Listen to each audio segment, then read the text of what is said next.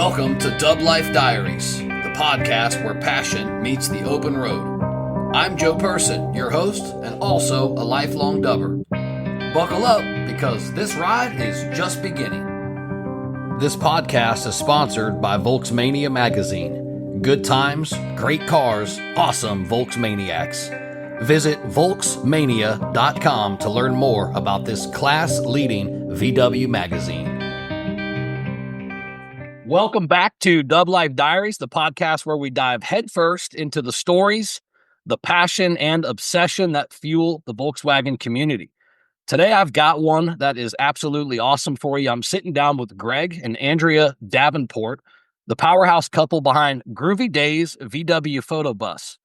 Their story isn't just an old school bus with a camera in the back. This is more about legacy, about adventure, and about an unshakable love for vintage VWs that runs very deep.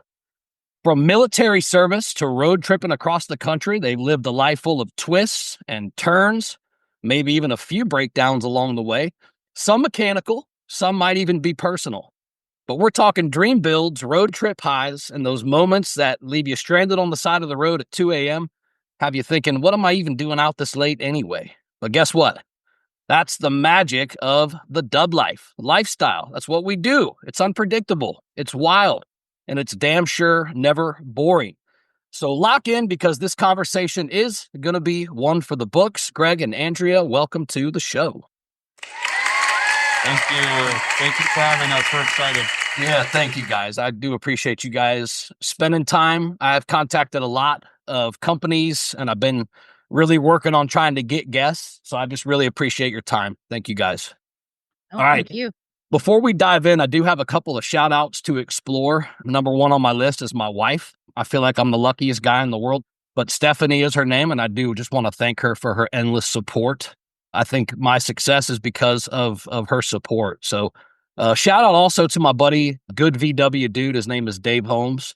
Dave did the logo and artwork, and also does artwork for the events that we do locally here.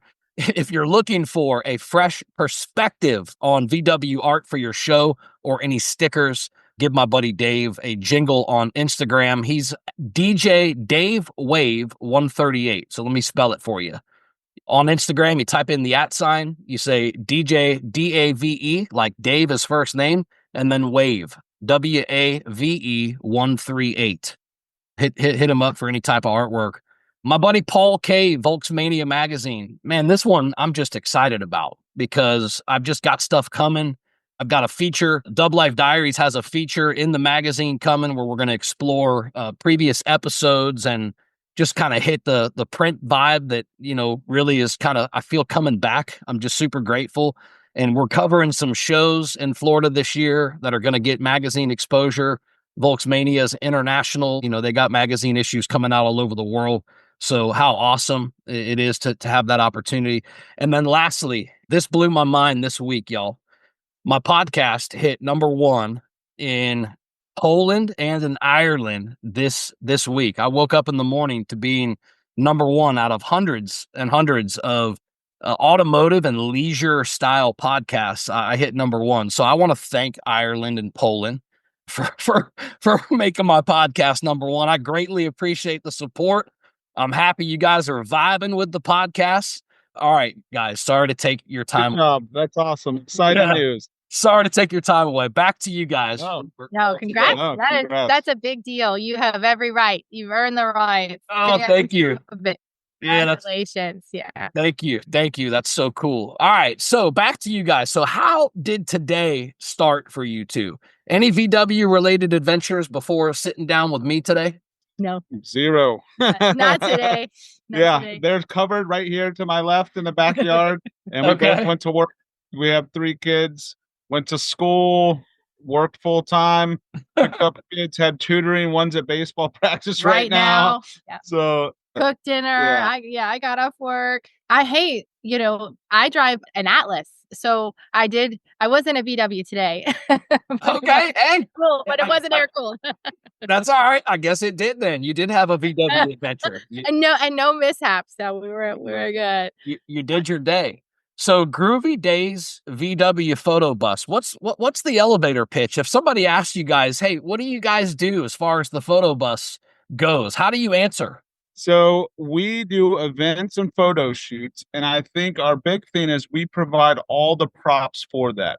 So we show up, we set it up, so then the event can happen, or the photographers can come with their clients, snap away, and then when they're done, they hit the road.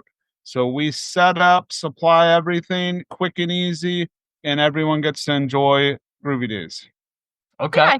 Yeah, I think you teed it up. I think the biggest thing, you kind of hit it on the head when you introed us around, like, hey, we're not your typical, carved out photo booth style VW bus, which you see all over the country. Right. And so, I think the biggest piece is like keeping it original. But what the niche, or really what our business plan and idea around it is, that we provide everything for you. We make a great backdrop, prop. It could be turned into a photo booth setting, but we're never going to take the inside out and never customize it. I love the concept. I really do. And I admire it, but it's not what we do here, keeping it all original. So other than the wheels, everything's all original. And what's super cool about it is we've had it for 15 years and we got it, from essentially the original owner, somebody that bought the estate, and the house came with the car came with the house. But kind of getting off track of what Groovy Days is and how this organically happened, I can tell you from just being at different events and parties and everybody knowing we have it, and for years driving down the street and everybody honks and everybody waves. And I can tell you how many times I've had it parking lot or at my store or anywhere we are. And I look outside and people are just taking pictures with it. They're out there doing selfies in the parking lot with the bus. And I would always think, wow, that would be so cool. And I would be so inspired by what I would see with the photo booth concepts. I've loved it for years. And I thought, wow. And then, like I was telling you before we got started, it just kind of organically happened 1 year ago. We just anniversaried 1 year of being what we are. And our business model is we will provide whatever you need to make a unique conversation piece for your party, for your event, for a photo, for a backdrop. And it's been so fun because people love it. And they've been hiring us. they've been hiring us. It's like, it's kind of just mind. I have to say this because I felt this when I contacted you, and I feel like this happens all the time with VW people. Even though I was reaching out to a business owner that owns a VW photo bus, but I found a whole lot more, right? I found you guys, and then I found this amazing story that we're going to get into today that's deeply rooted in the Volkswagen community. That's why I'm doing this podcast, because this is what I'm trying to do. I'm trying to celebrate these types of stories and this type of lifestyle, because this isn't what you do full time. And I value that, because guess what? Podcasting isn't what I do full time. So I understand. I'm just passionate about Volkswagens and the air-cooled lifestyle because I get to interview people like you. And I just, yeah, man, I'm just grateful. So every great VW story, I feel like it starts somewhere. So for both of you, you guys have almost like DNA in the Volkswagen community. Now, normally I'm a Southern gentleman, so my dad taught me, ladies first. But in this case, I'm gonna go with Greg first. So, Greg, you grew up in Tennessee, moved to Florida in '92. What was that transition like? Well, that was a tough transition. That was a culture shock for sure. I was 12 years old with a thick Southern accent and got thrown into middle school in South Florida. In Florida. In Fort Lauderdale. So it was a tough transition. Well, it wasn't that tough. I made friends quick, and I was like, whoa, there's canals everywhere, and I love to fish. So I could fish everywhere and ride my bike everywhere and parks everywhere. So looking back, I think it was tough, but as a 12-year-old, you just roll with it. You're resilient and just go with it. Yeah. Yeah. And that's how we met in middle school and high school. Oh, cool. Yeah. I love these types of stories. These are great. Yeah. Right. I remember when he had that accent, his Southern accent. You don't hear that drawl anymore. Yeah, I don't have it. My parents still have it. It may come out sometimes, but not really. Yeah. But I have uncles some cousins in Chattanooga that are in the Volkswagen scene. Oh yeah. And that's where the is now in Chattanooga, and they have a You have big an car uncle that show up works there. Of an uncle that works there. at the Volkswagen dealership. So, Oh, cool. Okay. everyone loves a Volkswagen. Everyone's got a story. Yeah. That's you're right. That's why I'm doing this, man. So you spent 19 years in the Coast Guard. By the way, thank you so much for your service. I do appreciate that. But how did the Coast Guard shape your love for adventure? Wow. I think I always had the adventure in me. I think that was partly why I joined. But yeah, I mean, I've traveled the country and the world with the Coast Guard. I've been very lucky that we've been in South Florida serving for the last 15 years. So since 2010, we've been here. I did have to go to the Middle East for a year. I got deployed there, but then I came right back. But yeah, it's all about adventure. Being on a boat in the middle of the ocean and seeing the sunsets and catching the fish and catching the bad guys. Yeah. Or the bad guys. I love the adventure. You know, I could get in an RV or a Westie and travel the country for 2 years and be very content. Nice. I could too. I could too. So I'm wondering, when did VWs first catch your eye? Now, was it from your dad when you were young, or what was the moment when you said to yourself, you know what, I'm doing it. I'm going to go ahead and get me one of these.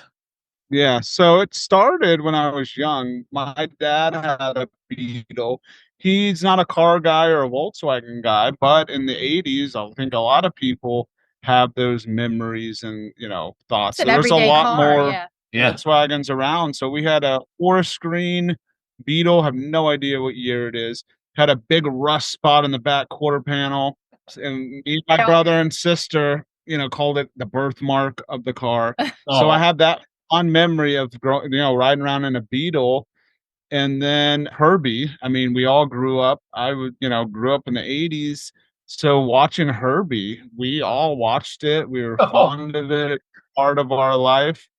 And then, so I always liked them. And then in Seattle in 2009, they were everywhere in Seattle. So I was stationed in Seattle for 4 years, pre-kids, and they were everywhere. So really I'm like, I got to get one. Your dad likes Volkswagens, right?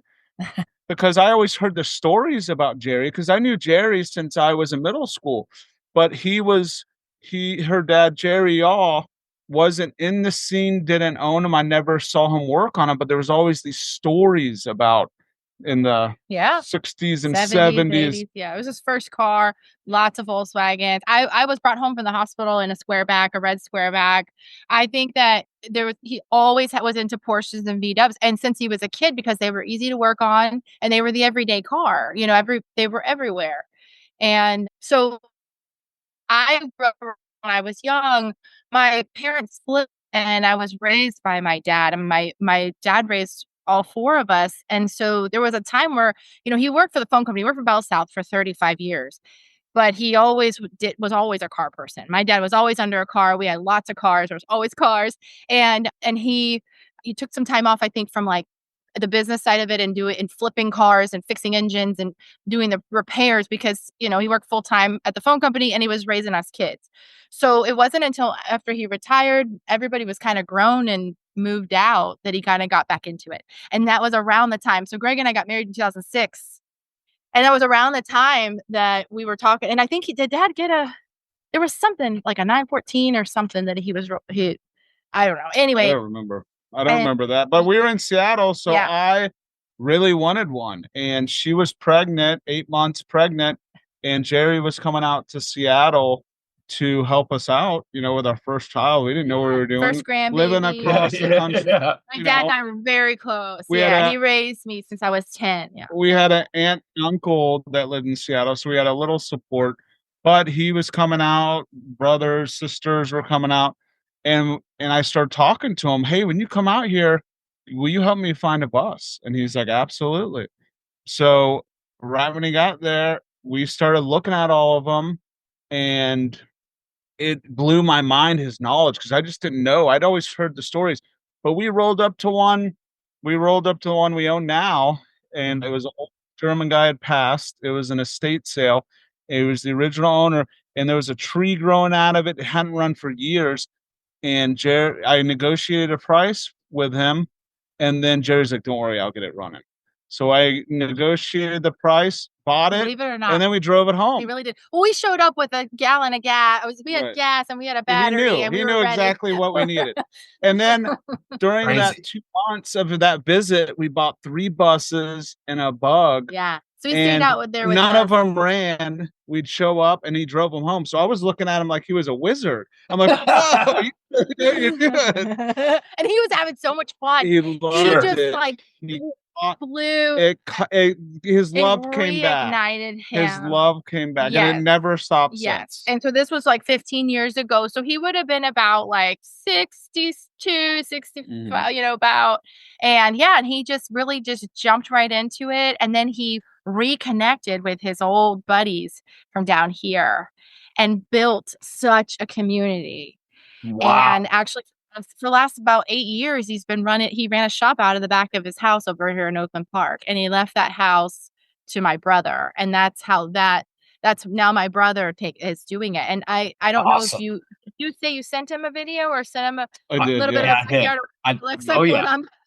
I was like, "What's up with that split?" Well, that's cleaned up. I mean, when Jerry was running, you'd show up and there'd be a Porsche, the cleanest, nicest cars. Yeah. And then 2 weeks later, there are like 5 new ones. And you're like, "Whoa, look at that one." So every time you showed up, it was like an adventure of what was going to be there. It was so cool because it just like, it was like this different side of my dad, but it also brought us like so much, friends and community. And so what we ended up doing is flipping all of those, and we made not this one. Well, obviously not this one, but that was the best one. But it was, we were excited because we were like, "Wow, this is so lucrative." And my dad is like, flipped cars his whole life, so that's all he was thinking about. It wasn't like, "Wow, I need to kind of keep a reserve." And plus, we were all the way in Seattle, Washington. He was always. He would have sold this one. We're like, "No, we're not selling it." He would have wanted us. No, he would have wanted us to get a better one. We can get you a better one. We can get you a better one. Yeah, that's what he would say. Yeah. Well, we have a great story about that. It hadn't been registered since 1986, and when we rolled up there, because it was on Craigslist. And we rolled up there, and it was up on a big brownstone in the University of Washington district of downtown Seattle. And it was like up on a hill, and it was like kind of like blocked in with some bricks were holding it in there. And the wheels were so square. They had been sitting there probably 10 years. And like I said, it hadn't been registered since 86. So who knows? Wow. And the fact that he got it running, I think what it really needed was a master cylinder and brakes and just the normal stuff because it was rotted out, but it was all like there. Everything was there. So the fact that it was like, wow, everything was original. Everything we were finding was just so pulled apart and just so customed out. Oh, and lots of rags and just real rusty out, but not as rusty as they are over here on this side of town, on this side of the country with the salt in the air we have here. Not as much rust. Yeah, that's why there were so many more there. You go on the Craigslist or Samba or like whatever marketplace, there's a lot more inventory out there. Cheap. I mean, cheaper. Probably in better shape. Yeah, when we got back to South Florida, I mean, the price is doubled. Out there, it was so cheap. It was interesting. I spent 9, 10, 11. I spent 11 years in Colorado. And, I've always been a Volkswagen guy. And I was just shocked at the amount of cars you can find out there for $5,500 on the side of the road that you look at them, you're looking for rust and you just don't see it. It just doesn't exist. Right. So dry out there. But Andrew, we're on your side now. We talked about Greg's past a little bit. I want to switch over to your side now. We got a pretty good presentation of your father, which was Jerry Yaw. You talked a little bit about his Volkswagen and Porsche roots. You were just talking about the 80s though, and that's what I wanted to hit on just a little bit. You said that he started JY's German Garage in the 80s. Tell me a little bit about. Yeah. Well, I remember. So, like I said, I've always remembered my dad under a car and cars. One of the last Volkswagens that I can remember, I was probably like 9 or 10 years old, and it was a split, probably a 68 or something bus, and it was tan brown, and it was empty. It had nothing on the inside, and I remember running like Dad was driving it, and I was like going everywhere, and And that was really what I remember as far as like growing up. He always had buddies that had shops. So we would go to, like, I can remember, like, the smell. I always, Volkswagens have a smell. They sure just do. do. They do. Just know what it is. And I can remember that smell from a really, really young age. So I would say, that. And then just my dad was always so good at fixing cars and fixing houses and just, knew how to do those things. And so it wasn't out of kind of character when he started. What he ended up doing was he connected with one of his 40-year-old buddies, 40-year longtime friend buddy that was actually really close to here where we live here in Hollywood. He was just a mile away, and you had no idea. We had no idea. And so that was really cool, because when we kind of sparked that fire behind Dad to get back in it, and he's wow, I can do it. And I said, I want to look up Marshall Painter and find out where Marshall Painter is. And when he found out he was there, they just reconnected. And he had a VW shop a mile from here. Oh my goodness, I couldn't believe it. And that's so and cool. then Dad started doing got jobs the bug. with him, fix it. He got the bug. He got and bitten by that bug. It never left him again. It didn't until his deathbed. And it's just so interesting. I have a picture of him that was like 1 week before he passed, and he's sitting on the front bumper of my brother's Beetle. My brother's, I think, is a 72 or 72, and Matthews Beetle. No, it's in 60s. 60. His blue one. Yeah. Oh, anyway, my dad's sitting on there, and he's real sickly looking, and he's doing a peace sign, and it's just like, I'm glad he got to do that in his last 10 years.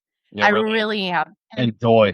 Yeah. And we luckily got our engine rebuilt by him like the year before he passed suddenly. So looking back, we're so happy that we made that decision. Joe, I'll tell you, with that, because we have life goes like this, right? And the thing about classic cars, and just that's your hobby, and you don't always have the time. Maybe life gets in the way. Sure. So there's been times where, our kids, when they were small, like, we weren't maybe cruising the bus as much, right? And we weren't putting maybe as much money into it or putting much love into it. And I look back into that time, it's just kind of the way it goes. So then now it was a point where I was like, hey, I've always had this sweet spot for the bus, and just driving it brings me to a happy place. Like, when that was just if I just needed, like, I got to get like in my good space, like, I would just cruise the bus. And I kind of forget where I'm going with the engine. So for the longest time, we're making money with our jobs, and everybody got a successful life, and years are going by, the kids are getting older. Dad's really involved in the VW, repair, and has built such a community and knows so many people.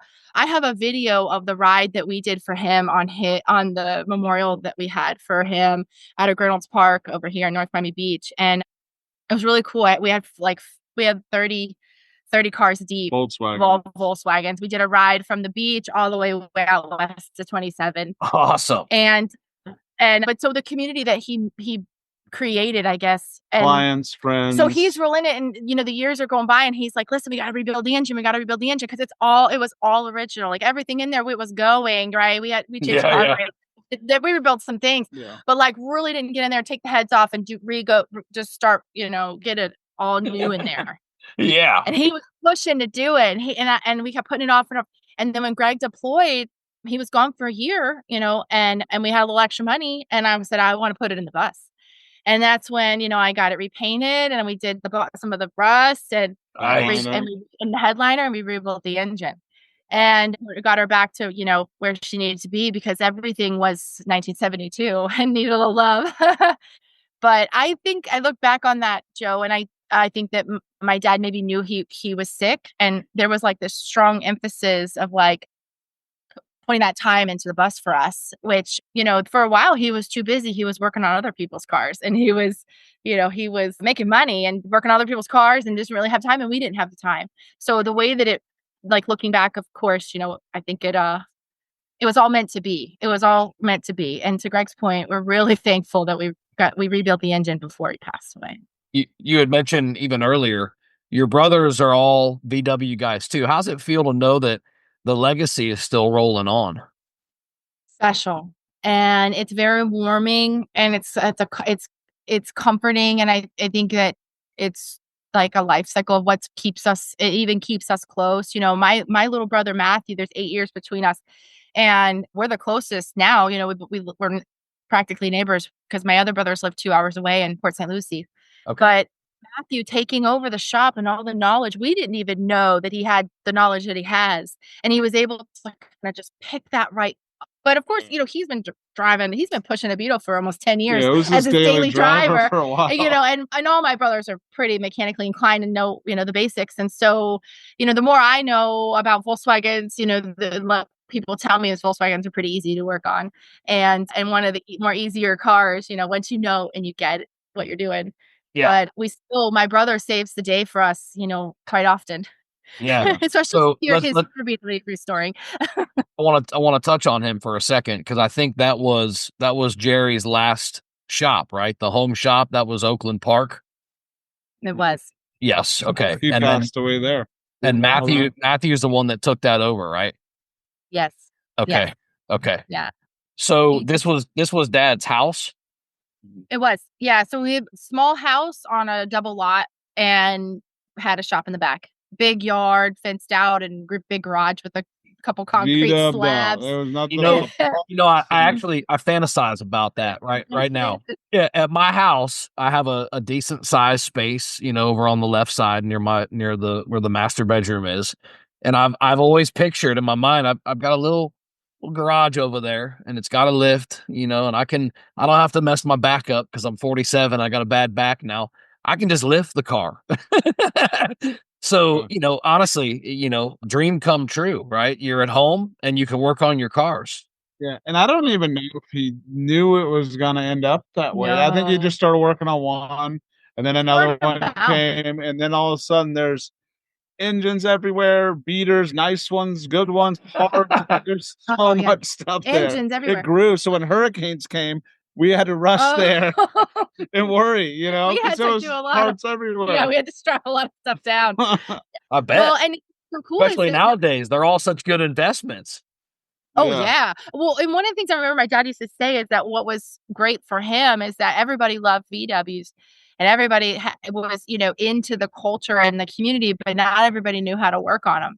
And that was what was great for him because, you know, he would get calls all day long, and it's all types of people, which was so cool. Oh, yeah. That it's just not like one type of person. And so it is just. Yeah. So when I think about kind of back to your question, it's very special that my brothers are in it and involved and all have Volkswagens. And my brother Ian, actually, my dad gave him his 914. Yeah. Awesome. All right. Let's talk about the bus. Heart of Groovy Days. So the bus was purchased in Seattle. Greg, you were stationed there. And I think I have this question, how'd you find it? But I think you answered that already when you said that you and Jerry went looking. That's right. Yeah. We started looking, Craigslist, found it, and then we kept finding more. But like she said earlier, the story was the same most of the time. I'm gonna work on. I thought I was gonna work on. I took it apart, but now I don't know. I don't know how to put it back together. Right. That's we've found a lot like that. But yeah, we bought this one for $400. Believe it or not, there's a little more to this. That story, but $400. We negotiated $800, but he didn't have the title, so it was listed for $1,000. So we got it for $800, and then we negotiate $400. Then it said, when I get the title, pay the other $400. The guy could never find it, so you know, we got to apply for an antique title. It was clean and free. And it, you know, it was all good from there. I believe things have changed in the laws, but the registering, it was Florida fast title. If it was over a certain age and the VIN was clean, you could apply for lost title, new title. And so that's how we were able to do that. But that was years ago. So we bought it. We loved it. And then we moved to Florida. So me and my sister got a trailer and hauled it all the way from Seattle, Washington to Florida, across the country, stopping all sorts of places, had a great road trip. It took them like 9 days to do it. And actually we had to leave in Ocala. Oh yeah, because the tire he got a flat tire on the tow dolly. The dolly broke. Oh, and we had to leave. Ocala. We were almost there. I forgot about that. And then the next day we drove back and got it. Wow. Yeah. And we had a newborn. We're 5 hours from we had a newborn. So she would have come cross country, but we had a newborn and she flew and then we drove. And we shipped my car and then his truck pulled the bus. Pulled the bus all the way here. Yeah. But the story about it with being on Craigslist and what you see, they would just be like on the side of the house, like rotting almost under the tree or, full of moss and, just been there for 20 years in that same spot. And this is one that had been like that. And it was like a beautiful home that this real estate guy was real excited about buying, and he got the whole estate. And of course, that's what came in the driveway. So he didn't know what he had. He had no idea what he had, and he wanted it gone. He was like, "This thing's got to go," know. And it had all original paint. So at that point, it was pretty faded. Yeah, but it was an old German guy, and I think it was his daily driver for a long time. Till '86. And yeah, it was cool. Cool story. Super cool because it came from Germany. We've got that information on it, and it's just unique because nobody ever believes us when we tell them, we paid less than $500, really. Well, we may have a Carmagia soon, but fingers crossed. There's a Carmagia that's 2 streets away that has been under a cover for 15 years out front of the house. Yeah. And we've left notes. We've talked to him. I've sent him pictures of my family. Oh, yeah. We've tried everything. This guy will not sell it, but it hasn't moved. It hasn't moved. One day I was driving home after cover. He changes them. I blocked him in. He was pulling out, and I kind of wouldn't. I just stopped and I wouldn't let him go any further. I rolled down the window and said, "Hey, man, what are you gonna do with your Carmagia?" I said, "You want to sell me your Carmagia?" And he told me the whole story about his ex-girlfriend, and he got it in the split, and he doesn't know where the title is, and all this. Yeah, there's another story. Yeah. Oh, that's funny. But yeah, we've dreamed about. We're not giving up either. It's all these years, and I've knocked on his door. We've left handwritten notes in 15 years. It said, "Please tell us about your Carmagia." And it's in good shape. It's red. It's all original. It's beautiful. It's probably a 69 or 68. Yeah, it's cool. But anyway, so the Volkswagen, when we tell people how much we paid for it and all that jazz, but the journey of it being in our lives, because for so many years we would just cruise it. We would just go to the beach. Go to Key West. Go to Mars. Yeah. Go to Santa Fe. Go to the Keys. Yeah. Go to Bug Jam. Go to Bug Jam. Yeah. Go to the other one that was in Melbourne. I don't know if it's still there. Nodo. Nodo. Yeah, I know. Nodo. Yeah. There's a couple of them coming out. I saw the list there's quite a few things coming out. Gone to some of Miami. Yeah, that Skyway ride's coming April. You guys should show up to that if you can come up. That'd be awesome. It sounds super cool. Yeah, for sure. So obviously, knowing its history, knowing everything that you put into it, it's got to feel awesome. Just knowing that bus is like kind of a part of the family, and now it gets to provide monetary value for you too.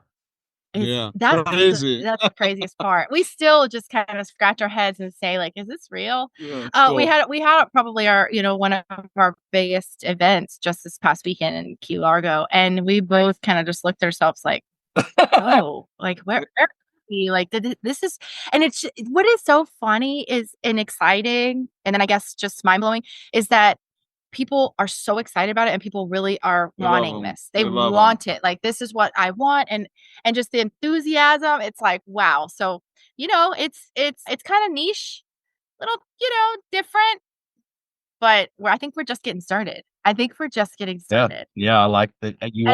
People like a second life. It's a second life with the bus, just like your dad had a second life in the community. It is. Yeah. True. I like how it's a full circle. The kids will get it one day. Yeah. So you mentioned Bug Jam. And you mentioned No Dough. So I'm interested. What's the best VW show or event that you guys have been to, in your opinion? Bug Jam.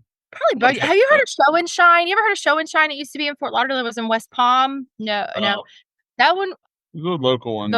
Some of Miami too that we've gone to. I would say Bug Jam. It's big and grand, and we make it a weekend. Like we make it a really cool thing. We make it. Yeah, we were gonna go last year, but on the way up, her little brother and our good friend Jeremy, he was driving his Vanagon up. We were gonna leave later in the day, and he got hit by a drunk driver and got hospitalized. Okay. He's fine. Vanagon was totaled. So we didn't make it this year because of the accident, and he's fine. But we were all ready, gonna caravan up. They were gonna go, and then we were gonna go, and it kind of messed us up. But we'll be next year. And listen, it will probably break your heart, but it's a 81. I mean, like mint condition, beautiful Vanagon. And completely, West Valley it out, or it's all camper, and a beautiful full camper. And the guy just totaled it. We had to go. There was a GoFundMe, and he thank God, Jeremy's okay. Jeremy's a really cool guy, and his guys had been into Volkswagen since he was in his 20s. He's your age, even probably before, probably 18. He's got a really sweet single cab convertible Beetle. He's got a lot. He's got a few. He's got one from every era. He really does. Camper bay window now. That's what he said. He said, all I need is a bay window for my collection, and now he's got one. Yeah. And one of his, a couple of his are in the backyard of my brother's house. And, Jeremy keeps an eye on my brother for me too. And then, just kind of keeps that alive. But yeah, I would say Bug Jam. And he was my best. He's our age, but he was like Jerry's best friend. He was there. Well, my dad was a father figure for Jeremy and for 20 years. Yeah, and they were good friends and, best friends. So everyone took it hard, but now we're reliving all of that, still at his place, still to shop with Matthew running it. So you guys talk about the happiness that these cars just bring, just because, right? Have you ever had a complete stranger help you or do something for you solely because you were in the bus? I thought about that. So yes, we've been broke down a few times, We're gonna get into for a while. I needed a new starter. Yeah. And we needed a new starter, and we got a new switch on there, but a starter, and it was giving me a hard time. The ignition was faulty. We were in Dade City, and we were at the hotel, and we decided we were going to go cruise to that like thrift store in Dade City, and then the bus wouldn't start, and Jeremy came, and I climbed under. I climbed under and connected the screwdriver underneath it and got the spark, and yeah. So actually that was kind of stinky. We left the kids at the hotel. We just decided we were going to go cruise in Dade City or Zephyr Hills. And then we broke down. But yeah, Jeremy was out there that time. What's fun about Bug Jam is you make it an event. You make it the weekend, and all of our, our family goes, and we camp or we get a hotel. Yeah. I had Randy Yoho. I just had him on the podcast a few episodes ago. And that's his big takeaway from the end of it was make it a weekend.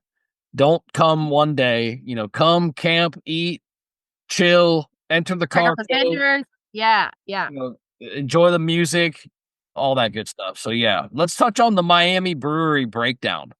I know this was a tough one, as you guys explained, was a terrifying night for you. Walk me through the Miami Brewery breakdown. Yep. Well, we had a great day. Yeah, I will say it was a beautiful day. We spent the day in Key Largo. We had lunch at Alabama Jack's. Yep. We spent the day walking nature trails with the kids. It was like such a fun, magical day. We cruised the bus the whole way down. Went to the brewery. That's a cool brewery. Yeah. If you've never been, super cool. On the Redlands. Yeah. But of course, we pushed it into the dark, until night. So now we're like, all right, let's head home in the dark. Right. And we were cruising. Everything was good. And then at the top of a slight hill, there's not many hills in Miami, but I guess a bridge. It was an overpass. Yeah. We call them hills. Yeah. We broke down like right on the other side of the highway bridge in the dark. Worst spot ever. We had all the kids, of course. It was dark, horrible spot. So now we're sitting on the side of the road like, oh no. And at the cars, Miami, passing us. I think she started crying. Oh, I'm sure I did. It was. I was having a full-blown panic attack. I have babies, not babies, but they were little. The kids were starting to cry. Yeah, it was scary. It broke down on the side of a highway on a busy, crazy highway. Not a safe intersection, and even the highway patrol, like it was scary. Even the way they had to like block us off, and the roadside assistance. But what happened is about leaving the brewery, you drive through the Redlands, like the farm before you get like back onto the highway. And at that point, I remember you saying that you felt like the bus was like losing power. Yeah. What was it? I don't even remember. I think the generator went bad, and then we just drained the battery. So for like the next 45 hour, we're just riding on nothing but battery. And then I've done that. It took my Beatles in the past. I did that. I'm just cruising. All of a sudden, I noticed that the lights were really dim on the radio. It was nighttime. I'm like, what gives? And then next traffic light I pulled up to, pop, it just died. I'm like, what the? Because I didn't have any signs at all. I didn't know. Right, just generator light, I guess. But I'm just glad ours didn't burn up because the fan stopped spinning, and who knows? There was a lot going on that night. And and then the worst part of it all was you can't just get any old tow truck for these Volkswagen buses. It had to be a flatbed trailer. And not every tow company just has readily flatbed trailers, right? We had to wait, and they had the flares out there in the road and the highway patrolman. My wife would have cut me from here to here. She would have hit me off this highway with these kids. We got 5 kids, so that just would have not played out well for me. Congratulations. Nice. That's a lot. You got your hands full. For sure. My wife always, when anybody ever says that, my wife always says, well, you should see my heart. And it's so true. Yeah. All right. Yeah. So if you could do a dream road trip anywhere, where would you go, and how long would you go for? You want to go first? Yeah. I go first. Go. I would say United States, just tour the United States. Mm-hmm. Hit the Grand Canyons, national parks, Great Smokies, the whole West Coast, Pacific Northwest. I mean, just do it all, and I would do it for years if I could. The Combi Chronicles, I just came across, and man, they're doing it good. Good. And I would go everywhere. I would stay, I think, in America, because I think in the US there's so much more I haven't seen. I've seen a lot, but I want to show my kids, and I would do the United States and do it as long as they would put up with it. All right, Andrea, how about you? Yeah, I mean, I think same. My favorite mountains are definitely the Smoky Mountains, but I the Grand Tetons are really beautiful, and that would be so cool to be, camping the thing is, our bus isn't a camper, so we have camped out of it lots of times, but it's not a camper. Yeah, so we get a Westie. I would definitely get a Westie, and I would definitely, I could camp in it. I don't know for how many length of time, but to explore the Midwest and probably more of to your point, the Pacific Northwest. We lived there for 4 years, and we did so much hiking, biking, kayaking, all the things, because it's so outdoors in the nature. But when I look back on it, I feel like, did we do it all? There was so much more. And even, in California. So I would say that would be like the dream road trip, but definitely camping in a West Valley. Our friend Jeremy's Westie that unfortunately did get in that bad wreck. That was really sweet. And I could live in that thing. It was neat. Every time I saw it, I was like, wow, this is such a cool. Yeah, because we were camping in San Juan Islands right off of the Canadian border. And we ran into a family before we had a Volkswagen, and they had a van again, and they were camping right out of it. And we were like, whoa, that's so cool. We were just like, this is the coolest. I think that sparked something. I think that was probably around the time we were looking at a bus. It was, yeah. You guys ever been to Colorado? I have. Yeah. I have family that lived there for a while. When we did a road trip, we stopped on the way back to Florida, but I've spent a little time. Yeah. I got two of my 5 were born there, and my mom's there and my sister's there in Denver. We were in Colorado Springs close to 9, 10, almost 11 years collectively. One was 4.5 years, and then we went back for almost 6. But yeah, Colorado is, you said my favorite mountains are the Smoky Mountains, and I felt that. I'm like, okay, all right. My favorite mountains are the Rocky Mountains all day long. That area is absolutely beautiful. And I think my favorite thing about it is there's still all kinds of finds out there, barn finds. Low mileage cars, zero rust. They don't rust out there. They can't rust. There's no moisture. Yep. and no salt in there. No, absolutely lovely. I love for that reason and that reason alone.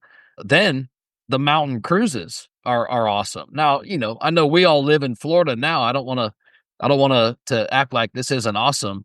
There's no feeling like dropping the windshield in my thing and cruising up the beach with no top. That you can't do that in really anything other than a Jeep maybe. But no, cool feeling. It feels like you're on a motorcycle, Yeah, absolutely. With all the elements. Yeah. So I don't want to discount where we're at. This is absolutely tropical paradise, both of us. So you guys live and breathe the dub life. What about the kids? So our youngest is definitely the biggest help and in it to win it. We have pictures of all of them. They kind of were raised in the bus since they were little babies. Photos. We took our own photos. Newborns, like newborn. Yeah, you're pregnant. Car seat. Yeah, So they just been to your point. It's been part of our lives. It's been part of our lives for a long time, and their whole lives. Now, I think our teenagers and preteen, they're not maybe they don't understand what they excited. Have. They're numb to it. So one day, good call. I've got some teens that are in the same boat right now. But I've got a couple that are attracted to them. They're like, nah, I want a Beetle, Dad. I'm like, you do? Nice. Exactly. Cool. I'm like, that's so cool. What year? Yeah. Right. Oh, I love that. Well, just the other day, I forget why. Oh, I know what I was doing. I was headed to a shoot, and I had to drop off our oldest to baseball practice. And so, hey, I got to roll up to the high school in the bus, and I don't mind. I love it. And he's like, "Mom, drop me off over here. I don't want everybody to see me." Well, I said, "No way, bud. We're doing it." So I cruised right up to where I normally would drop him off, and everybody just stopped. Right, his coach, all the teammates, and they're all and they all start waving, and I'm over here waving and giving the peace sign. And then, he jumps out and then he doesn't know. And I cruise off. So then that night I said, "Hey, bud, how did it go? How was it? Were you that embarrassed? But he's like, "No, Mom, everybody loved the bus. They all wanted to know what it was and what were you doing?" And they said it was so cool. I said, "See, you are cool, or you don't realize what you got." Something else that you guys did was the VW memorabilia that you guys, people give you VW stuff all the time. I thought that was kind of cool. How much memorabilia do you actually have right now? Oh, a lot. I collect the Matchbox and the Hot Wheels and stuff like that. Do. So we got a real fan in Greg for sure. Yeah. Oh, for sure. I mean, I have so much. We've bought stained glass over the years. Yeah. But I think the gifts, she's been given a ton, from plates to what's the weirdest VW gift anybody's ever given you? Weirdest one. I was thinking that. I really, there's a neon sign that he just loves, and I think it's like the tackiest thing. I turn it on every day. He turns it on every day. And he put it in the kitchen. I said, "This does not belong in the kitchen." Like, what is this? And it's big. It's like a good, 2x3 thing. And I'm like, what? And it's an outline of a splitty. Yeah. It's really love cool. it. She loves it. She doesn't like the location. Our neighbor gave it to us. He found it wherever he was, and he thought, and that's what happens is, I was out and about, and I saw this hand towel, and it had a VW, it had a bus on it, so I got it for you. Awesome. And we love it. We love it. I mean, we're sitting in our tiki hut. I was looking. I got 1, everywhere. 2, 3, 4. And then there's a couple hubcaps hanging up. So, and it's just in gifts. It's all gifts, And books. I bought a lot of books over the years, and Volkswagen books. Yeah. Mm-hmm. Great. All right, let's do some rapid fire style questions. These are going to be fast answers. We can go ladies first because now I can prove I'm a Southern gentleman. All right. So this is for both of you. If money was no object, what's the ultimate VW dream car? 69 Carmen Ghia. Oh, nice. Okay. 69 Carmen Ghia. All right, Greg, how about you? 66 Splitty. I've always wanted a Splitty. Nice. That was what I wanted forever, but I can't afford it and probably still can't afford it now. But one day I'll get a split window. One day. It's my dream car.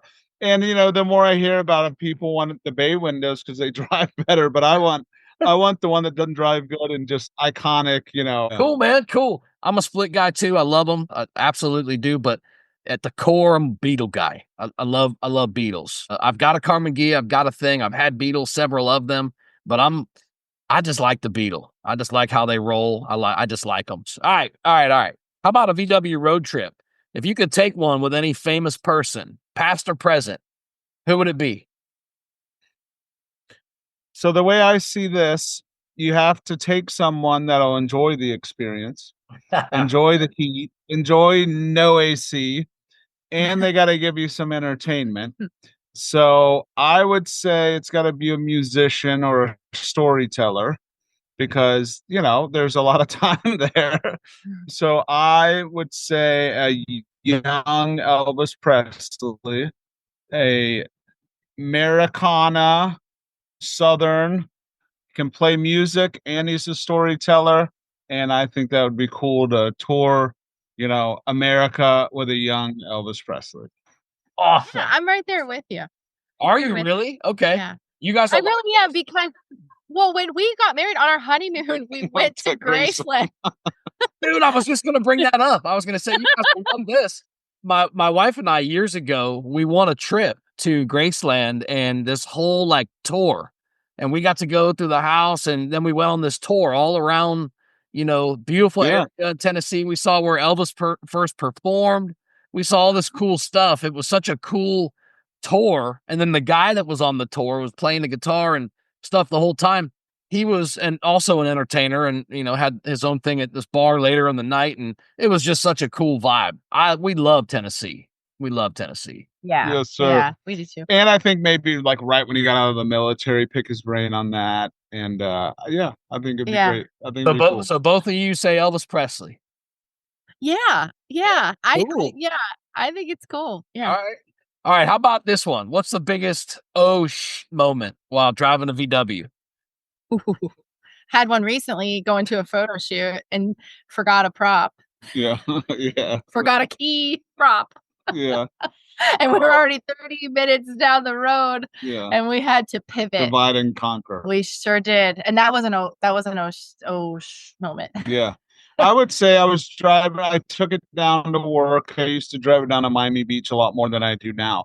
Mm-hmm. And I was driving back and cracked head. And I ended up on the, side of the road. And Sherry came to the rescue. Yeah, I was leaking oil. And we towed it back. And, we tore the engine apart and fixed it. But that's not a fun feeling, stuck on the side of a highway when you're like, I don't think this is fixable right now. This isn't a fan belt. Right. Part of what comes with this scene is just that. You gonna break down, You go, it's gonna happen, right? Like break down. There, yeah. They Have gonna leave their mark. Yeah. Yeah, they're gonna leave their mark on your driveway somewhere. Oh, yeah. And we've always been lucky. I mean, me and Andrea have been in this scene, I guess, 15 years now since we owned one. And I've learned a lot and I can do, some, but we've always been so lucky because we've always had Jerry and now we have Matthew. Yeah. So we've literally never paid for a mechanic to work on any of our Volkswagen. I heard enough. He's not enough. He's over us. I'm wasting my paychecks. I'm going broke trying to keep my cars running. I mean, we pay here, we would help you. We'd hook you up. We pay like family love. We pay for lunch and dinners and love and room and board. My brother would never charge us. My dad would never charge us. Stay here and different, we serve in other ways because it's family. But we've been so lucky to always have them and they can walk. Yeah. It used to be that if something happened, I could get on the phone with my dad or FaceTime and he would walk us through stuff or walk me through something. Sure. And now Matthew does that. Yeah. And he's a couple guys up here in the community up here that, and I noticed that about our community. Even if Matthew wasn't your brother, you guys, living there would have found a way to get connected and that'd probably be your dude, to be your mechanic. I've got a couple of folks like that here, up in St. Pete that are great mechanics, certified and all that good stuff. And they just prefer air-cooled stuff. So I do have a place to land, everybody needs a good VW mechanic. So I do have a place to land. And we were fortunate to be on the side to see my dad be that guy for so many people here in PJ and Broward. Awesome. Yeah. So I hear you. I feel you. And I just probably, you know, mentioning that one about driving to work that time, I remember that now. There's probably countless more. that we just don't remember. But that one leaving the Miami Brewery was the scariest for sure. Yeah. On the road like that, on a busy highway, Miami. I mean, dang, man, that traffic, it's like Atlanta. Small It's like Atlanta. children. Yeah, all I could think in, because it was like kind of we were in this weird blind spot, and you know they're coming up, and cars are just flying up, and they wouldn't see us because it's pitch black, and there were several cars that came across the line, and then had to veer over because they. Whoa! I see that. It was terrifying. It was. Yeah, and we couldn't just like get out of the car and stand on the side of the road. There was nowhere to do that at. It was one of those weird overpasses right in Homestead that. Yeah. So I got a question. So if your bus could talk, what would it say about the two of you? What would it say about us? It's seen a lot. This bus has seen a lot. No kids, young kids, now older kids. Special husband-wife time. Yeah, I think. So it'd probably say, "Good job, guys." Yeah, I would say, man, it would say, man, I've seen a lot, and we're still kicking. We're still having fun. Thank you for continuing to use me and love me and keep me on, because they want to be on the road. They want to be driven. I was gonna say that. Yeah. And it's like she said earlier, it's been up and downs. Like early on, I didn't have a windshield in it for a while, and I was driving without a windshield. I just loved it so much. And a whole new version of Safari. Yeah, a whole new version. Right? So I used to drive it nonstop. I was in love with it. And then we had kids, and I was on a cutter, so I was gone a lot. Then I kind of, I guess, fell out of love with it and started driving it less. And then we had more kids, and then it sat there forever. And then we started driving it more. And then, you know, the heat without the AC. Now you have young kids, so they don't want to be like sweating, you know, 2-year-olds just, you know, so it's gone up and down, and now she's fully in love with it, driving it like crazy. She barely even lets me drive it anymore. And so I think it would say, you know, thank you for keeping it going. And now I have a Beetle, so I fell in love with the Beetle. He's a Beetle guy, just like you now, Joe. Officially. So Jerry gave me, pretty much in his final days, he gave me a Beetle, a 72 Super. It was sitting there forever, and now it's on the road, and we're getting it fixed, me and Matthew, and I'm cruising it everywhere. That was my first Beetle, 72, and I'm loving it. And you know, for a while, the car gave me the vibe of cruising down the road in a Beetle. Right? That car did it for me. Yep. What it feels like to drive a 72. So yeah. So I'm falling in love with it, the Beetle, just as much. And I needed to get that fire back. When I was driving it, no lights, no brake lights, didn't have a registered tag. I'm cruising it everywhere. Now we're all legal, everything's good. But he's got lights and brakes. But that love, like, it's back. So I drive the Beetle now. She drives the bus for the most part, and it's a his cool. and hers. They're both 72s. Yeah, and I love it. It's a cool, it's cool. I say over the years that, and to his point about kind of falling in and out of love, like Greg, we've had a lot of opportunities to sell it. And even more recently, boy, everybody wants to buy your car. And I'm like, this not for sale and irreplaceable. But over the years, you get in different times in your life, you think, man, we could really, maybe get out of some credit card debt, or we could, hey, let's, and of course, we had my dad that was very encouraging of making money off of cars. He's like, sell it. Yeah, let's sell it. We can get a better one. We can really invest. It was but I always said, no way. I said, absolutely not. No. And I would just go and like sit in it in the backyard. Yeah, we sit in it all the time. But now, she's purring and cruising and fires right up every time. Yeah, and absolutely. Sometimes they're cold.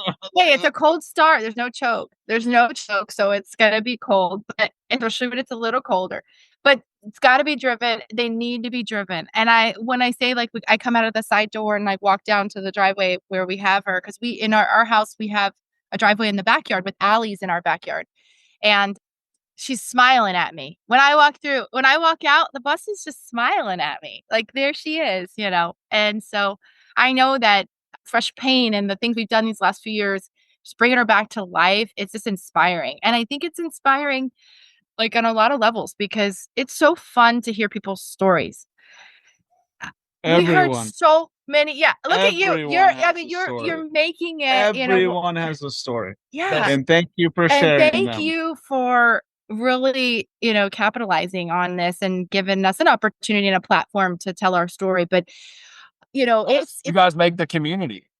Yeah, and it's just so fun. Even this past weekend, so many stories, and people, either they had one or they grew up in one, and they have a story to tell and want to tell it. They always, I have heard so many cool stories about people riding in buses across the country, or their Volkswagen bus. My first car was yeah.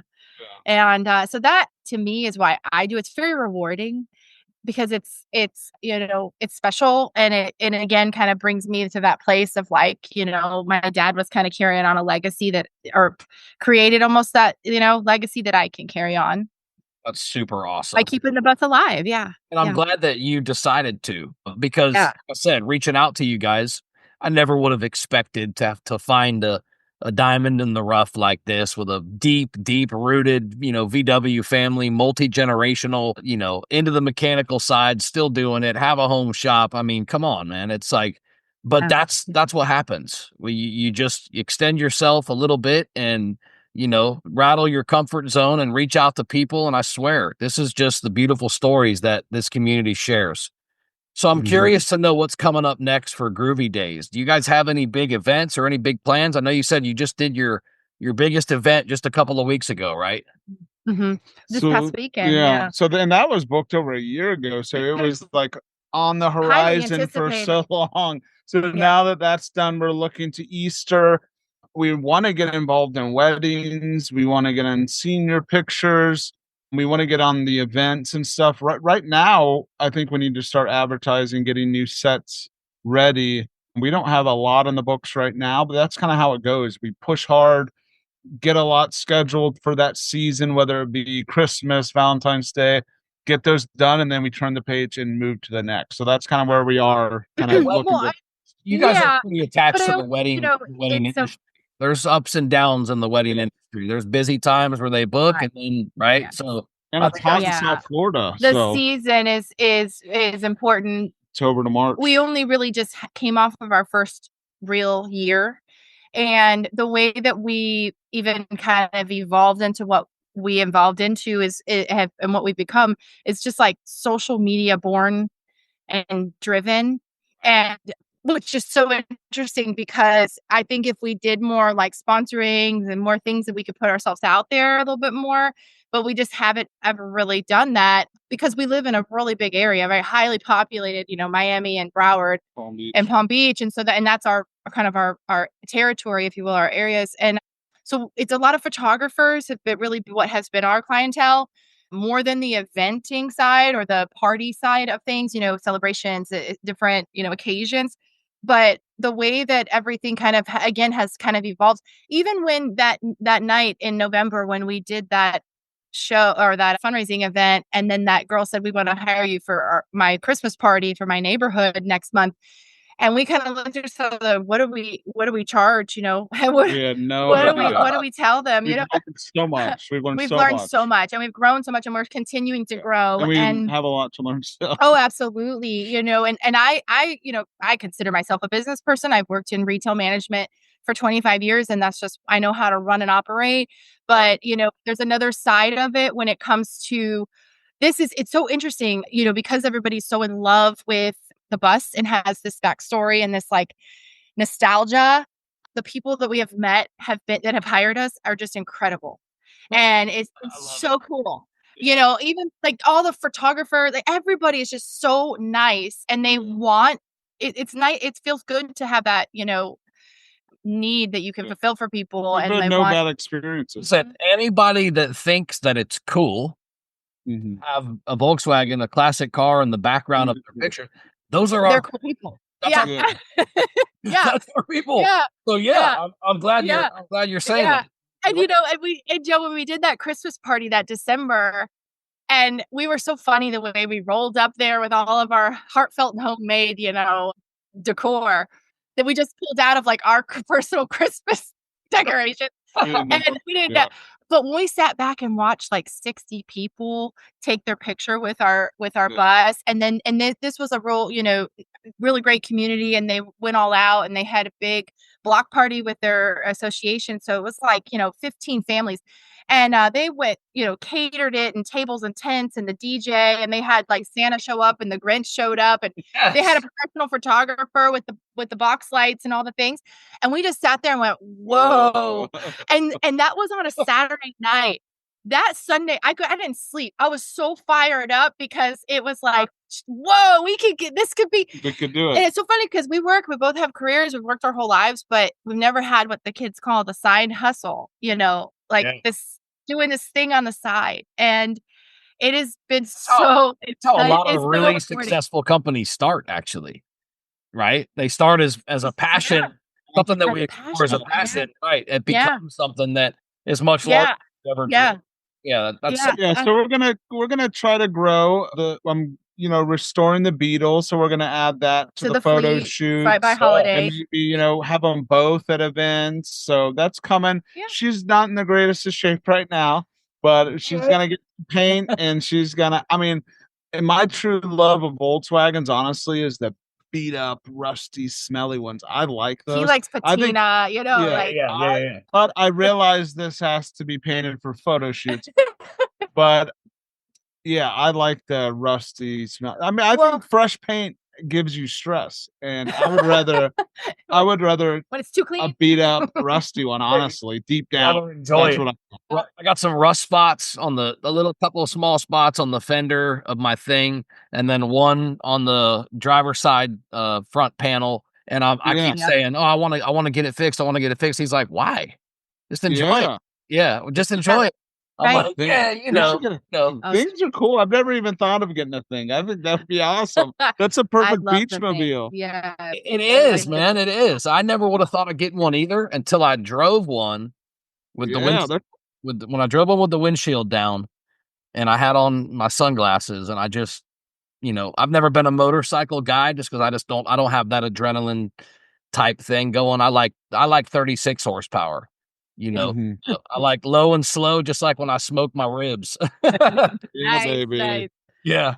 All right. So tell me, where can people find you? Where can they book you? How can they follow your journey? So we're social media only right now. We are on Facebook, Groovy Days VW Photo Bus, and Instagram, Groovy Days VW Photo Bus. So that's the only two places. We have an email, but you can get that there. Phone numbers all on there. So Facebook and Instagram, reach out, and we will make a memorable photo shoot event. Please let us know. Awesome. So I got a final question for you then. This is the last one. You guys have been great. I know we've gone a little bit over, so I appreciate your time for sure. What's one piece of advice? Somebody may be thinking about getting their first VW. What's one piece of advice you could leave the audience with? Go first. I would say, well, a couple things. Never say never, man, because things do happen. And I say they're very temperamental, kind of just going back to the engineering and breaking down. And there's always something that maybe needs to be fixed or repaired. Be patient with your VW, and learn how to work on them. Learn how to do some of the basics so that you can, keep it on the road and know what some of the, things that are kind of the common things that go bad. And that's all that's happening is the parts go bad. They wear down, they're all 50 years old at this point or more. Right. So it's, you got to take care of them and preserve. You got to preserve them. And that was my biggest focus when putting the money that we put into the bus, while you were deployed, was that preservation. Hey, if we can put all this money into it, we're going to have it for another 50 years. And we have such a unique opportunity with now turning it into what it's turned into with Groovy Days. But either way, it's still, Groovy Days can come and go, but it's the bus that my dad keeping, it's my happy place. It's just, love it's that. just, you get that mental, you need that space. And so you said, and I would say, she smiles at you, right? She smiles. Yeah. Walk away. And I've heard that said before, right? If you look back at your car and, if when you look back at it, if you don't look back and see something that's almost smiling at you, like, what the hell are you driving? Yeah. So that was really cool that you said that. And Greg, sorry to cut you off. What were you going to say? So I would say follow your heart, find what you really love, which Volkswagen, because there's so many different out there. And I think, don't listen to everyone else, the right years. It doesn't matter. Yeah. It's all about the love. If you like that one and you are drawn to it, buy it. You can always get the perfect one down the line. Because if you wait for the perfect, oval window or split window, you may be waiting a long time. Just get one, feel that love, cruise down the road, and you can always, upgrade it and get another one down the line. But start the journey and buy what you love. Who cares what everyone else thinks? And that's a wrap for this episode of DubLife Diaries. Thanks for riding along with us and diving into these incredible stories of the people in the dubs that drive their dreams. If you loved today's episode, don't forget to subscribe or hit that follow button so you never miss an adventure. Do you have a story to tell or know somebody else who's living the dub life? Awesome! Reach out to us. You can find us on all socials at DubLife Diaries or shoot me an email. I'm not hard to find. DubLifeDiaries@gmail.com. Until next time, keep the engines humming and the wheels turning, and always follow the road that inspires you. This is Joe Person. I'm signing off. I'll catch you on the next ride.